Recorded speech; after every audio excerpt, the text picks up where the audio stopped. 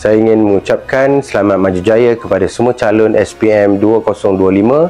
Semoga usaha gigi anda selama ini diterjemahkan kepada keputusan yang cemerlang dan membanggakan ibu bapa, sekolah serta diri sendiri. Okey, cikgu nak mengucapkan selamat maju jaya kepada semua calon SPM tahun 2025. Semoga semua dapat jawab dengan tenang, jaga kesihatan diri. Cikgu sentiasa mendoakan semua kejayaan anak-anak murid cikgu. Hi Batch 08, good luck for your examination and do your best. I love you guys.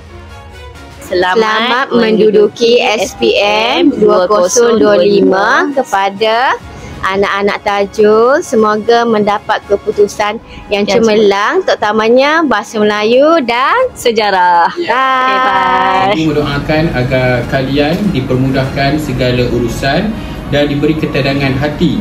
Semoga keputusan nanti dapat membawa kebanggaan untuk diri sendiri, keluarga serta pihak sekolah. Jaga kesihatan, jaga keselamatan.